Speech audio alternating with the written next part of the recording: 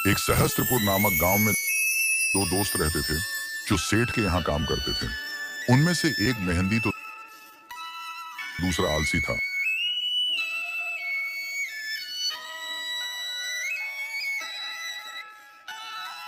वह हर रोज सेठ करमचंद के यहाँ पर काम करने जाते थे। सेठ करमचंद उन्हें देखता नहीं था, पर फिर भी बिरजू मेहनत करता था और किशन मेहनत नहीं करता था। वह सोचता था, अरे अरे, ये बिरजू कितना नालायक और बेदिमाग है। ये तो पूरा का पूरा बेवकूफ है। इसका कुछ नहीं होगा। जब कोई सेठ नहीं देख रहा, उसका कोई कर्मचारी नहीं देख रहा, फिर भी इतनी मेहनत करता है। अरे तू है ऐसी जिंदगी पर इतना डरपोक है। इसका कुछ नहीं हो सकता। चलो छोड़ो, मुझे क्या करना, मैं अपना देखूं। ये तो बिरजू अकेले ही दो जनों का काम कर देता है। मुझे कुछ करना ही नहीं पड़ेगा। जब सेठ आएगा, वो देखने लगेगा, तब मैं काम पर लग जाऊंगा। बाकी का काम ये नालायक ही कर देगा। जब तक ये नालायक डरपोक रहेगा, जब तक मुझे कुछ काम करने की जरूरत ही नहीं है। जब वह दोनों घर जाते तो किशन ऐसे ही बस खाली हाथ आ जाता था घर की ओर, जबकि बिरजू लकड़ियों के गट्ठे को ले जाता था। वह हर रोज एक एक लकड़ी बीन कर उसका गट्ठा बना के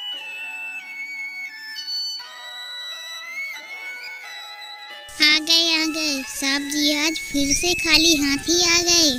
अरे कम से कम जलाने के लिए लकड़ियाँ तो ले आते। ये नहीं कि थोड़ी बहुत लकड़ियाँ ले जाए तो जला कर आग बांधने में थोड़ी सी मदद हो जाए। बस खाली हाथ आ जाते हैं रोज की रोज। जरा अपने दोस्त को तो देखो, अरे कितना मेहनती है वो।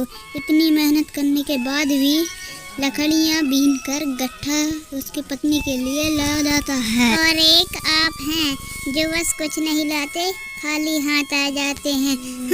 आज नहीं मिलेगा कुछ खाना वाना, चले पड़े रहना ऐसे ही। तुम भी तो कम नहीं हो। चाहे जब वो सा बिरजू बेवकूफ की बातें करती रहती हो। तारीफ तो कभी मेरी भी कर दिया करो। मैंने तुम्हारा क्या बिगाड़ा है? इतनी मेहनत से मैं खेत जाता हूँ और उससे पहले ही ऊपर से बोलती हो कि आज खाना नहीं मिलेगा। अरे मुझे खाना चाहिए, मुझे बहुत तेज भूख लग रही है। मैं कुछ नहीं जानता, मुझे खाना चाहिए। बहुत देर से मेहनत कर रहा था मैं खेतों में। तुम्हें क्या पता मैं कितनी मेहनत लगती है खेतों में मेहनत करने में। तुम्हें क्या है, बस बोलना ही तो है आज खाना नहीं मिलेगा। अरे जब तुम एक दिन मेरे साथ खेत पर चलोगी काम करने, तो अब तुमको पता चलेगा कि क्या होता है मेहनत करना। बस घर बैठ कर झाड़ू पोछा बर्तन, इसके अलावा क्या नहीं क्या है तुमको? मैं तो सुबह से जाता हूँ, शाम के आता हूँ। किशन की पत्नी किशन की एक नहीं मानती है और उसको खाना नहीं देती है। उस रात के वह सोने की कोशिश करता है, पर उसको नींद नहीं आ रही थी, क्योंकि बेचारे ने सुबह ही खाना खाया था और शाम के उसको खाना है नसीब नहीं होता है। रात का उसका नींद नहीं आ रही थी, इसलिए वह पानी पीने चल देता है और पानी पीकर वह सो जाता है। फिर अगली ही सुबह किशन की नींद खुलती है और वह काम की ओर चल देता है। वह रास्ते में सोचता है, इस बिरजू की वजह से कल रात का मेरे को खाना तक नसीब नहीं हुआ था। इसका तो कुछ करना ही होगा। लेकिन क्या सेठ करमचंद को शायद पता है कि बिरजू एक ईमानदार व्यक्ति है और वह बहुत मेहनती भी है और बहुत मेहनत करता है उसके खेतों में। फिर मैं उसका बुरा कैसे करूं, कैसे कुछ उसका बुरा करूं? कुछ ना कुछ तो मेरे को सोचना होगा। अरे हाँ, मैं यही करूंगा। ऐसा सोचकर किशन बिरजू को बुलाने चल देता है। उधर दूसरी ओर बिरजू पहले से ही किशन की राह देख रहा था। अरे बिरजू भाई, मैं तुम्हें ही बुलाने को आ रहा था। मैं तुम्हें यह बता रहा हूँ कि मुझे कुछ ज़रूरी काम हो गया है, इसलिए मैं सेठ से बात करने जा रहा हूँ। सेठ ने मुझे घर पर बुलाया है, शायद मेरी पगार बढ़ेगी अब। तुम एक काम करना, तुम आज अकेले ही खेत पर चले जाओ, मैं थोड़ी देर में आ जाऊंगा। अगर सेठ करमचंद मेरे को निकाह देगा तो ठीक है। अरे पर काम तो मैं भी करता हूँ ना, फिर मेरी पर तनख्वाह सेठ करमचंद्र जी क्यों नहीं इन्हें बढ़ा रहे हैं? मैं तो बहुत मेहनत करता हूँ। चलो ठीक है, जितनी पगार मिलती है मैं उतने में ही खुश हूँ। मैं बाद में देख लूँगा अगर मेरे को पगार ज़्यादा मिलेगी तो। अब वो सब मैं नहीं जानता, पर हाँ ये बात तो मैं बताना ही भूल गया कि सेठ करमचंद जी तुमसे ये कह रहे थे कि बिरजू से कह देना उसको बस खेत देखना है, खेतों में काम नहीं करना। तुम वो बगलवाड़ी पेड़े के नासे सब कुछ खेत को रखवाली कर लेना है, ठीक है? अब मैं चलता हूँ सेठ करमचंद्र के यहाँ।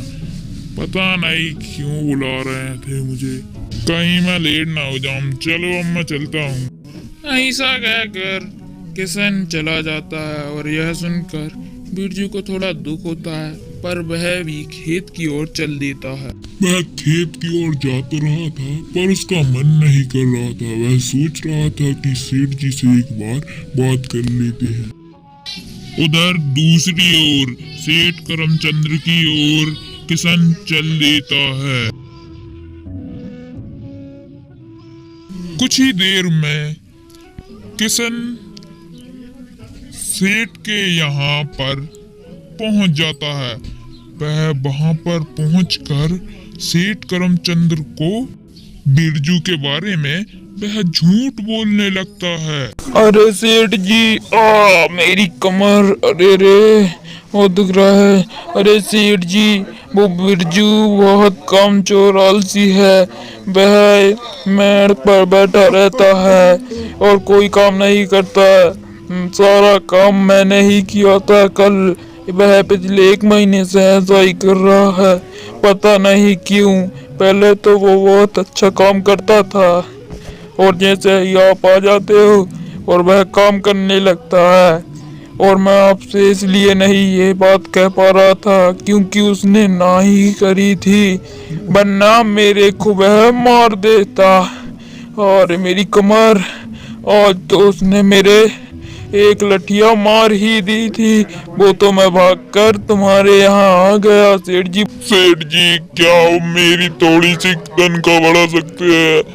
मैं 2 जनों का काम अकेला ही करता हूँ, बिरजू बस कुछ नहीं करता। अरे भला ऐसा कैसे हो सकता है?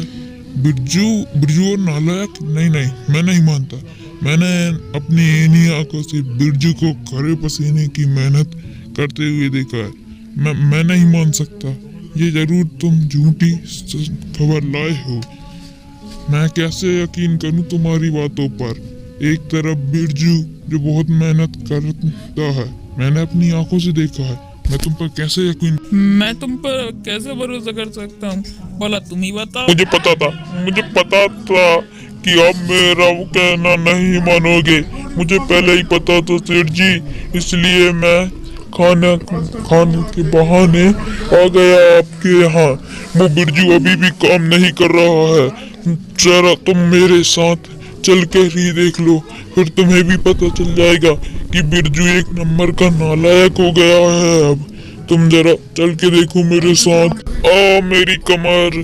सेठ जी, अगर तुमको अभी मेरे पर विश्वास नहीं हुआ फिर कभी नहीं होगा। चलो मेरे साथ।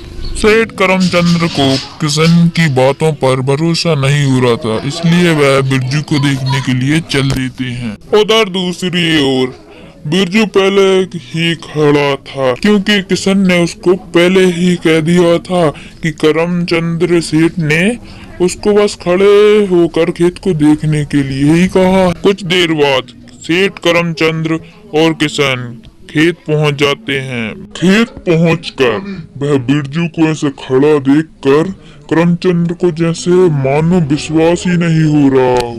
वह कहता है, अरे बिरजू, तुम ऐसे क्यों खड़े हो? तुमको तो अभी खेत पर काम करना चाहिए।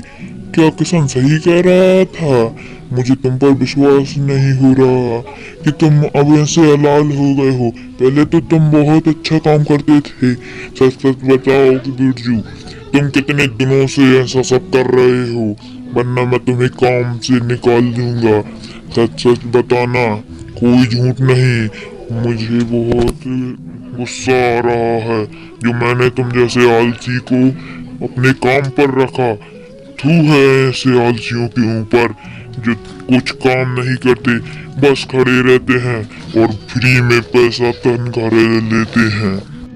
पर सेठ जी, मुझे तो इस किसान ने ही कहा था कि सेठ जी का कह रहे थे कि बस खेत को देखना है, उसकी रखवाली करनी है, वहां पर जाकर खड़ा होना है और कुछ नहीं करना है।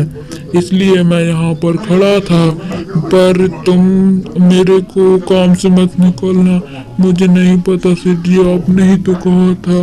अच्छा, तो अब मैं समझा। ये सब किया धरा इस किसान का है।